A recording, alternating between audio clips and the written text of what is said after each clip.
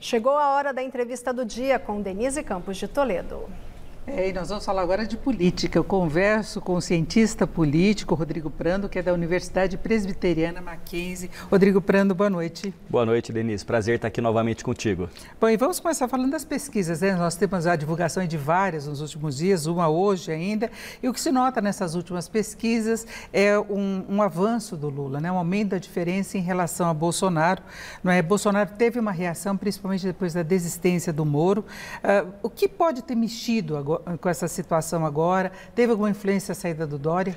Não, tem uma discussão da saída do Dória, mas eu tenho uma outra tese, que é o seguinte: o presidente Bolsonaro, ele colocou em dúvida as urnas eletrônicas, tensionou a democracia e as instituições. Então me parece, Denise, que há um grupo muito considerável de eleitores que começam a pensar no Lula já no primeiro turno, inclusive numa possibilidade de voto útil, para não deixar ir num segundo turno, chegar no segundo turno e ter de repente uma margem apertada, dando possibilidade do Bolsonaro contestar o resultado eleitoral. Então, assim, aquilo que o Bolsonaro fez ao longo do tempo, do seu mandato, atacando as urnas e as instituições, ele conseguiu manter resiliente e coesa a sua base, mas ele gerou muito medo. Então, pode ser que esse movimento também, além da saída do Dória, contribua para esse avanço do Lula. E só uma coisa, o Lula nunca venceu no primeiro turno. O Lula foi derrotado duas vezes, 94 e 98, pelo Fernando Henrique Cardoso. Quando venceu, venceu no segundo turno, assim como Dilma e o Haddad, que foi para o segundo turno. Então, se vencer no primeiro turno, será menos pelos seus méritos e muito mais pela rejeição e os ataques promovidos pelo Bolsonaro. E a gente percebe que essa questão de popularidade do presidente também ficou abalada em setembro do ano passado, que foi o auge, um outro momento aí de muita preocupação dessa crise institucional, não é? Sim, porque o presidente ele tem como um elemento fundamental da sua visão política, do seu universo político, aquilo que eu tenho chamado de presidencialismo de confrontação. Então, a confrontação é um elemento que agrega para ele apoiadores, especialmente nas redes sociais. Então, ele continua sendo, dos políticos, aquele que tem mais visibilidade nas redes. Agora, isso também traz consequências, que são as reações dos outros poderes e também da opinião pública. Lembrando, inclusive, as questões da pandemia e hoje questões da economia, né, que tem atingido a popularidade e a aprovação do governo que está baixa. Nós vamos falar mais dessa questão da economia nas eleições, mas antes, o porquê de Lula estar subindo? Porque a gente vê que nas falas dele, ele não tem partido para as manifestações em rua, são mais eventos fechados, não é? Ele não tem se exposto demais, dá algumas entrevistas. Agora, ele tem algumas falas polêmicas do ponto de vista de atrair o eleitorado mais liberal. Então, reverter reformas como a trabalhista, mexer com o teto de gastos, são algumas coisas que, na verdade, deixariam os liberais mais cautelosos. E aí a parte do eleitorado que estava optando por Dória vai para Lula? O que explicaria isso? Vamos lá. O Bolsonaro sempre verbalizou durante o governo, mesmo na campanha em 2018, a sua base. O Lula está fazendo o quê? O Lula trouxe o Alckmin para vice. Com isso, ele acena para o centro político. Ele acena por um perfil do eleitor que foi do PSDB e do Alckmin. Só que também o ex-presidente Lula, ele fala a respeito de algumas questões. Por exemplo, ele ataca a classe média, de vez em quando ele aperta a classe política, falou da revogação do teto de gastos dos bancos, fala também sobre a reforma trabalhista. Com isso, ele acena não só para alguns liberais, mas ele acena principalmente para a sua base, para a base petista. Então, o presidente Lula é aquele jogador de futebol que no meio de campo olha para um lado e toca a bola para o outro. Ele tem feito assim e me parece que, se num primeiro momento não teve grandes benefícios, agora parece que ele tem conseguido melhorar a sua perspectiva eleitoral. Agora, a economia vai pesar tanto assim, porque a gente vê uma preocupação muito grande do governo com o atual momento, em que há o empobrecimento de boa parte da população, a inflação seguindo adiante, tem aumento dos juros, tem aumento de preços estratégicos, alimentação, combustíveis, e aí vem uma série de ideias para tentar conter subsídio, se fala em estado de calamidade, uma PEC para o governo ter mais margem de manobra, aí não só subsídio para esses produtos para segurar os aumentos, mas talvez aumentar o valor do auxílio emergencial, dar reajuste maior para servidores. Como é que seria esse contexto político? Uma PEC, por exemplo, passa no Congresso? Bom, difícil passar no Congresso, até porque teria uma oposição a essa PEC. Agora, a grande questão é que o presidente Bolsonaro, Denise, ele tem tido ao longo do seu mandato uma posição reativa. Ao invés dele ser proativo, ele foi reativo. Você se lembra, ou aquele que nos acompanha, se lembra, por exemplo, da vacina, quando o Dória vacinou a enfermeira aqui em São Paulo e logo depois ele manda um avião que voltou vazio, sem vacinas, porque ele queria também fazer a fotografia com a vacina. Então, reagiu tardiamente e reagiu mal. Agora também está acontecendo a mesma coisa.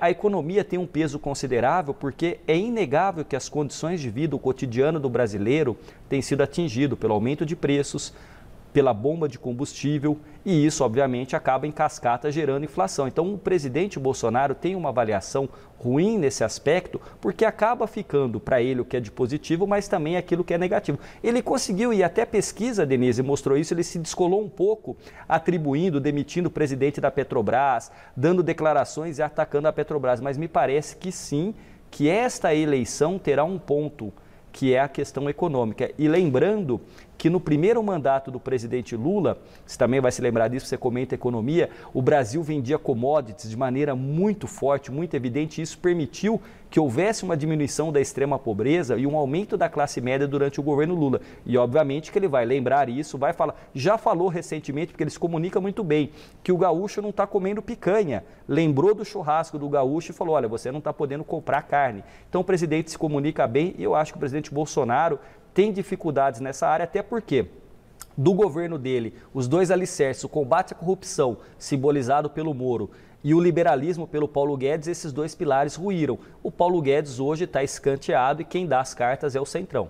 Agora, terceira via, nós tivemos a desistência de Dória, Simone Tebet parece se consolidar à frente de uma chapa que ainda vai ser definida. Se falou nessa semana de Tasso Gereissati pelo PSDB, tem o nome também de Eduardo Leite, que tinha saído do governo do Rio Grande do Sul com a intenção de concorrer, mas pode voltar a tentar o governo do Rio Grande do Sul.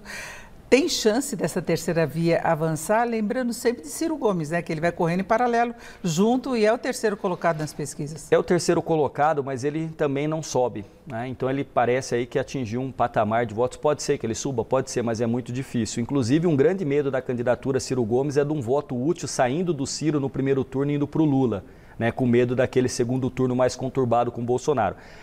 A possibilidade de uma terceira via? A possibilidade, mas me parece que ela é muito mais um desejo do que efetivamente algo concreto. Por quê? Porque a posição que tem o ex-presidente Lula, ele concorre à presidência desde 89, eu tinha 11 anos, hoje eu tenho 44 e Lula é candidato. Não é? Então ele é a força política, né, o candidato mais presente na história republicana, pelo menos da nova república. Do outro lado, o presidente Bolsonaro, que tem a máquina na mão, tem a mídia, consegue pautar o jornalista e tem força nas redes sociais. Duas figuras, de um lado e do outro, que tem carisma e uma musculatura política eleitoral que acaba espremendo esses que estariam numa terceira via. Pode acontecer de alguém deslanchar, inclusive Simone Tebet? Claro que pode. Agora, tem que acontecer um fato muito extraordinário e novo e ela teria que encarnar uma liderança com uma capacidade de comunicação muito acima da média para conseguir afastar esta força que exerce Bolsonaro por um lado e Lula por um outro. E aí tem esse clima institucional que você falava logo no começo, que traz preocupações.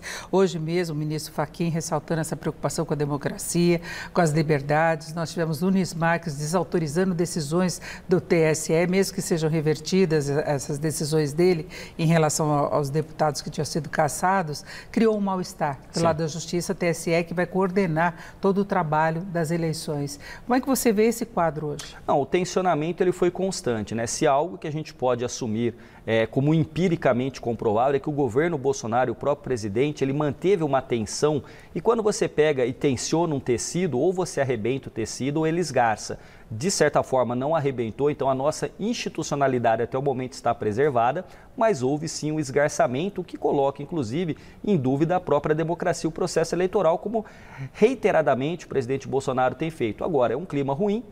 E certamente as instituições continuam funcionando e vão tentar superar a situação. Mas não é bom para um clima eleitoral essa situação acirrada, inclusive com os outros poderes, o Legislativo e o Judiciário. Você acha que chega a afetar o andamento das eleições? Não, eu não creio que vá afetar o andamento das eleições. Acho que a gente terá eleições que não serão tranquilas, mas ocorrerão e certamente o vitorioso será referendado pelo Tribunal Eleitoral. Agora, sem dúvida nenhuma, haverá discussões. Eu acho que o nível de violência verbal tem aumentado muito e eu espero que isso também não acabe acontecendo em termos de violência física. Mas são tempos muito estranhos, a gente tem que ficar com muito cuidado, porque a democracia tem que ser cuidada com carinho e com muita perspectiva de pensar não apenas num governo, numa eleição, mas na saúde da democracia brasileira, Denise. É isso, conversei aqui com o Rodrigo Prando, que é cientista político da Universidade Presbiteriana Mackenzie. Rodrigo, muito obrigado, uma boa noite. Eu que agradeço a você e a todos os telespectadores também, uma boa noite. Com você.